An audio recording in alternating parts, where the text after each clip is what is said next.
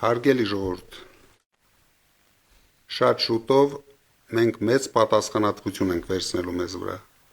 Մենք պետք է միասին ապահովենք մեր երկրի սրընթաց զարգացումը, բայց նախքան քննարկելը զարգացման պրոցեսները, ես ուզում եմ այսօր ֆիքսենք ինչ ենք մենք ժառանգում նախորդ ապիկար իշխանությունից։ Ժառանգում ենք կորսված երկրորդ հայրենիք, Հայաստանի ինքնիշխան տարածքում օկուպացված տարածքներ Ադրբեջանի կողմից,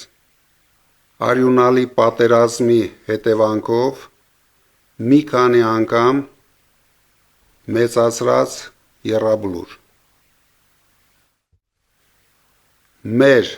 հիմնական դաշնակիցների հետ շանտաժի լեզվով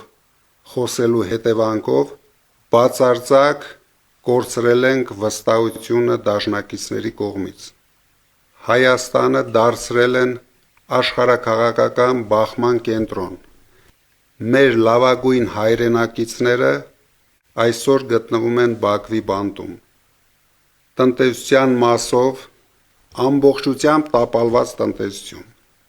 21% աղքատություն, վարկերի տակ ճռռացող հասարակություն,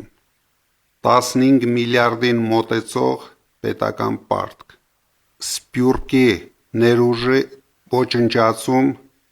Հայաստանի տնտեսական դաշտում, իրավապահ մարմինների բռնությունների շնորհիվ ներքին ներդրողների բացարձակ անտարբերություն։ Իսկ ինչ ենք անելու մենք ապահովելու համար սրընթաց զարգացում։ Առաջին հերթին 24-ժամյա աշխատանք ունենալու ենք միասնական եւ ուժեղ հասարակություն։ Վերականգնելու ենք եկեղեցու տեղն ու դերը մեր հասարակության կյանքում։ Արդարությունը, արդարադատությունը, մարդասիրությունը գերակա է լինելու մեր կյանքում։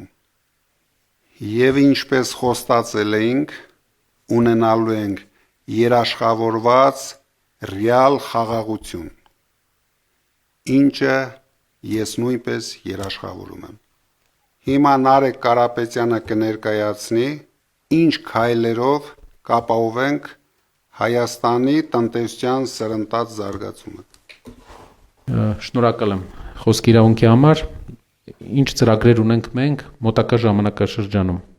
Երկու շաբաթվա ընթացքում առաջարկվելու ազգային ժողովին օրենք, որով փոքր բիզնեսը ազատվելու է շրջանառության հարկից։ Դա ապահովելու է 5 տարվա ընթացքում 50,000 նոր աշխատատեղեր։ Կուզեի նաև նշել, որ մենք 300,000 նոր աշխատատեղեր ենք ստեղծում մեր հայերի համար,